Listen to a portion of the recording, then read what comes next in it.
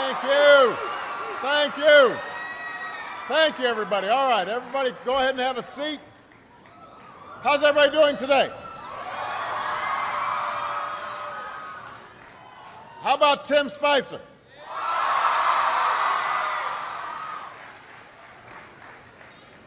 I am here with students at Wakefield High School in Arlington, Virginia, and we've got students tuning in from all across America, from kindergarten through 12th grade.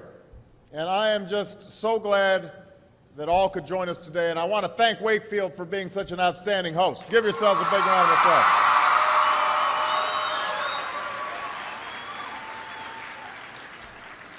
Now, I know that for many of you, today is the first day of school. And for those of you in kindergarten or starting middle or high school, it's your first day in a new school, so it's understandable if you're a little nervous. I imagine there's some seniors out there who are feeling pretty good right now, with just one more year to go. And no matter what grade you're in, some of you are probably wishing it were still summer, and you could have stayed in bed just a little bit longer this morning. I know that feeling. When I was young, my family lived overseas. I lived in Indonesia for a few years. And my mother, she didn't have the money to send me where all the American kids went to school. But she thought it was important for me to keep up with an American education. So she decided to teach me extra lessons herself, Monday through Friday, but because she had to go to work, the only time she could do it was at 4:30 in the morning. Now, as you might imagine, I wasn't too happy about getting up that early. And a lot of times I'd fall asleep right there at the kitchen table. But whenever I'd complain, my mother would just give me one of those looks and she'd say, "This is no picnic for me either, Buster." So I know that some of you are still adjusting to being back at school, but I'm here today because I have something important to discuss with you. I'm here because I want to talk with you about your education and what's expected of all of you in this new school year. Now, I've given a lot of speeches about education, and I've talked about responsibility a lot. I've talked about teachers' responsibility for inspiring students and pushing you to learn. I've talked about your parents' responsibility for making sure you stay on track and you get your homework done and don't spend every waking hour in front of the TV or with the Xbox. I've talked a lot about your government's responsibility for setting high standards and supporting teachers and principals and turning around schools that aren't working, where students aren't getting the opportunities that they deserve. But at the end of the day, we can have the most dedicated teachers, the most supportive parents, the best schools in the world, and none of it will make a difference. None of it will matter unless all of you fulfill your responsibilities. Unless you show up to those schools, unless you pay attention to those teachers, unless you listen to your parents and grandparents and other adults and put in the hard work it takes to succeed. And that's what I want to focus on today, the responsibility each of you has for your education. I want to start with the responsibility you have to yourself. Every single one of you has something that you're good at. Every single one of you has something to offer. And you have a responsibility to yourself to discover what that is. That's the opportunity an education can provide. Maybe you could be a great writer, maybe even good enough to write a book or articles in a newspaper, but you might not know it until you write that English paper, that English class paper that's assigned to you. Maybe you could be an innovator or an inventor, maybe even good enough to come up with the next iPhone or the new medicine or vaccine, but you might not know it until you do your project for your science class. Maybe you could be a mayor or a senator or a Supreme Court justice, but you might not know that until you join student government or the debate team. And no matter what you want to do with your life, I guarantee that you'll need an education to do it. You want to be a doctor or a teacher or a police officer? You want to be a nurse or an architect, a lawyer or a member of our military? you're going to need a good education for every single one of those careers. You cannot drop out of school and just drop into a good job. You've got to train for it and work for it and learn for it. And this isn't just important for your own life and your own future. What you make of your education will decide nothing less than the future of this country. The future of America depends on you.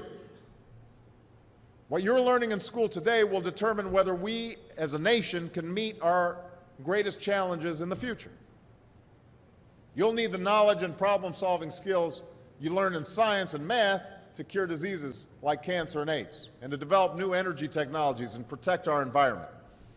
You'll need the insights and critical thinking skills you gain in history and social studies to fight poverty and homelessness, crime and discrimination, and make our nation more fair and more free. You'll need the creativity and ingenuity you develop in all your classes to build new companies that will create new jobs and boost our economy. We need every single one of you to develop your talents and your skills and your intellect so you can help us old folks solve our most difficult problems. If you don't do that, if you quit on school, you're not just quitting on yourself, you're quitting on your country. Now, I know it's not always easy to do well in school. I know a lot of you have challenges in your lives right now that can make it hard to focus on your schoolwork. I get it. I know what it's like. My father left my family when I was 2 years old, and I was raised by a single mom who had to work and who struggled at times to pay the bills and wasn't always able to give us the things that other kids had.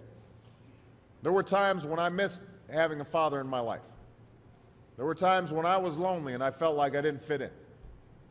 So I wasn't always as focused as I should have been on school, and I did some things that I'm not proud of, and I got in more trouble than I should have.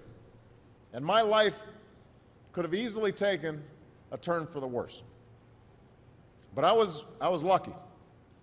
I got a lot of second chances, and I had the opportunity to go to college and law school and follow my dreams.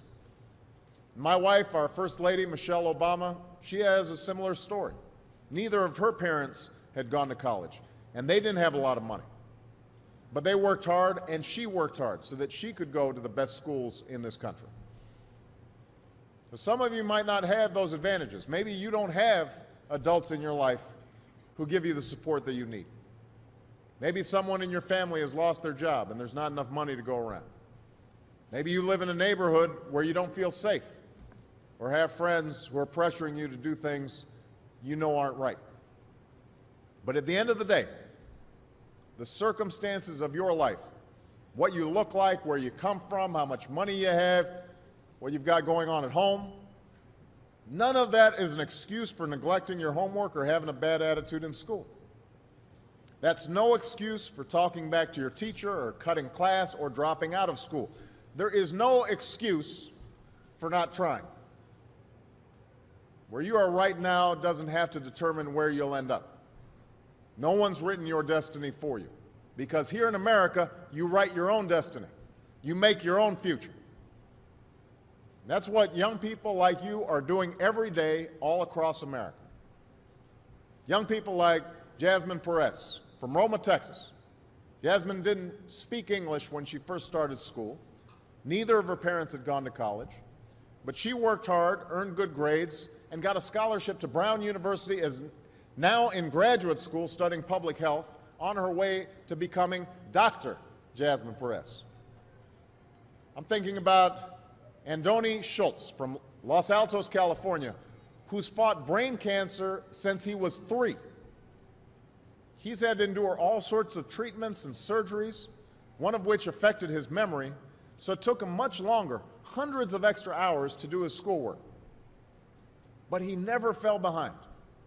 He's headed to college this fall. And then there's Chantel Steve from my hometown of Chicago, Illinois. Even when bouncing from foster home to foster home in the toughest neighborhoods in the city, she managed to get a job at a local health care center, start a program to keep young people out of gangs, and she's on track to graduate high school with honors and go on to college. And Jasmine, Andoni, and Chantel aren't any different from any of you. They face challenges in their lives just like you do. In some cases, they've got it a lot worse off than many of you. But they refuse to give up. They chose to take responsibility for their lives, for their education, and set goals for themselves. And I expect all of you to do the same.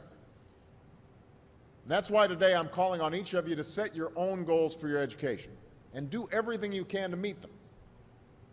Your goal can be something as simple as doing all your homework, paying attention in class, or spending some time each day reading a book. Maybe you'll decide to get involved in an extracurricular activity or volunteer in your community. Maybe you'll decide to stand up for kids who are being teased or bullied because of who they are or how they look. Because you believe, like I do, that all young people deserve a safe environment to study and learn. Maybe you'll decide to take better care of yourself so you can be more ready to learn. And along those lines, by the way, I hope all of you are washing your hands a lot and that you stay home from school when you don't feel well so we can keep people from getting the flu this fall and winter. But whatever you resolve to do, I want you to commit to it. I want you to really work at it. I know that sometimes you get that sense from TV that you can be rich and successful without any hard work, that your ticket to success is through rapping or basketball or being a reality TV star. Chances are you're not going to be any of those things. The truth is, being successful is hard. You won't love every subject that you study. You won't click with every teacher that you have. Not every homework assignment will seem completely relevant to your life right at this minute. And you won't necessarily succeed at everything the first time you try. That's okay. Some of the most successful people in the world are the ones who've had the most failures. J.K. Rowling, who wrote Harry Potter, her first Harry Potter book was rejected 12 times before it was finally published. Michael Jordan was cut from his high school basketball team. He lost hundreds of games and missed thousands of shots during his career. But he once said, "I have failed over and over and over again in my life, and that's why I succeed." These people succeeded because they understood that you can't let your failures define you. You have to let your failures teach you. You have to let them show you what to do differently the next time. So if you get into trouble, that doesn't mean you're a troublemaker. It means you need to try harder to act right.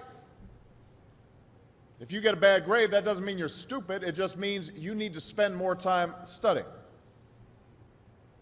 No one's born being good at all things. You become good at things through hard work. You're not a varsity athlete the first time you play a new sport. You don't hit every note the first time you sing a song. You've got to practice. The same principle applies to your schoolwork. You might have to do a math problem a few times before you get it right. You might have to read something a few times before you understand it. You definitely have to do a few drafts of a paper before it's good enough to hand in. Don't be afraid to ask questions. Don't be afraid to ask for help when you need it. I do that every day. Asking for help isn't a sign of weakness, it's a sign of strength, because it shows you have the courage to admit when you don't know something, and that then allows you to learn something new. So find an adult that you trust, a parent, a grandparent, or a teacher, a coach, or a counselor, and ask them to help you stay on track to meet your goals.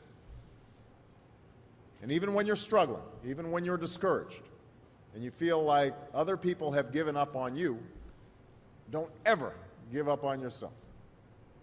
Because when you give up on yourself, you give up on your country. The story of America isn't about people who quit when things got tough.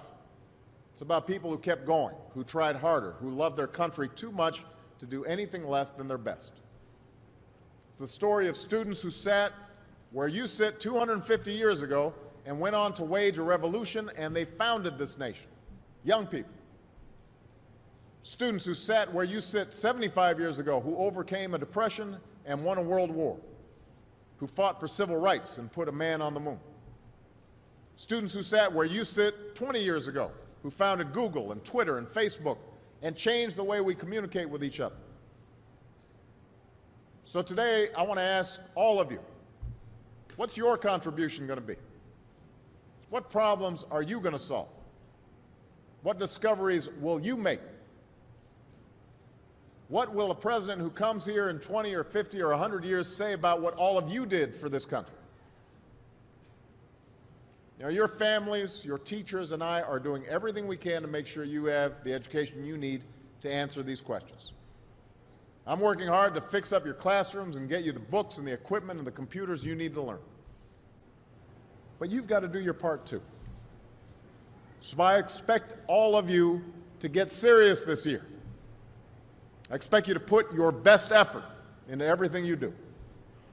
I expect great things from each of you. So don't let us down.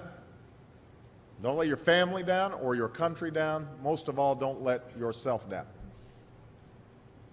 Make us all proud. Thank you very much, everybody. God bless you. God bless America. Thank you.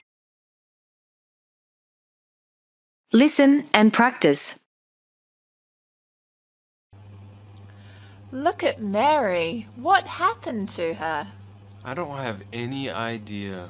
Why does she have such a long face? I thought she'd be happy. Yeah, especially since she got her promotion recently. Maybe it's some kind of personal problem.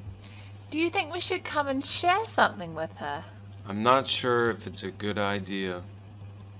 Now, it's your turn. You'll listen to every sentence in the conversation 3 times. First, you'll hear it fully. Next, one word will be missing when you hear it again. Finally, you'll hear the complete sentence a 3rd time to see if you guessed the missing word right. This easy method is great for getting better at listening. If you keep doing it daily, you'll soon be surprised by how much you've improved.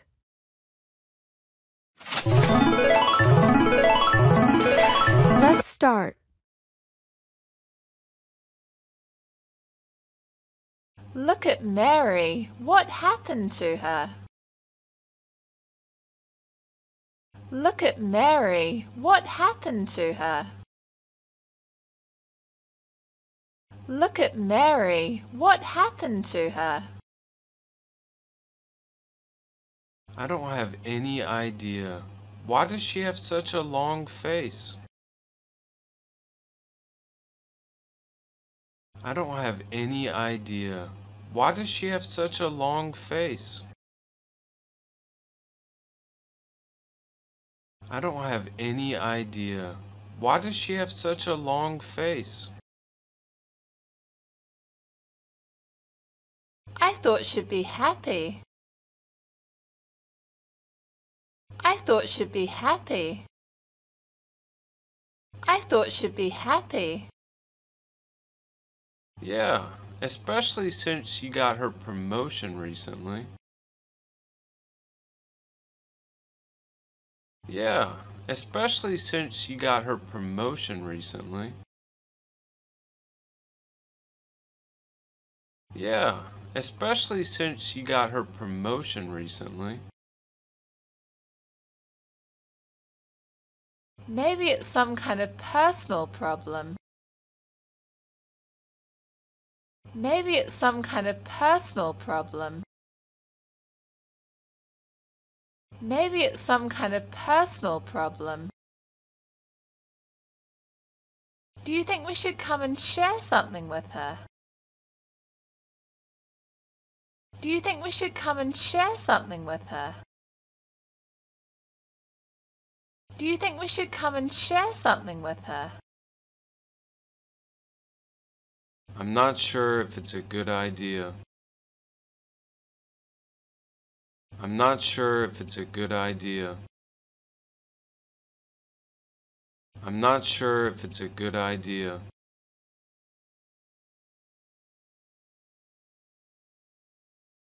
Listen and practice. Look at Mary. What happened to her? I don't have any idea. Why does she have such a long face? I thought she'd be happy. Yeah, especially since she got her promotion recently. Maybe it's some kind of personal problem. Do you think we should come and share something with her? I'm not sure if it's a good idea.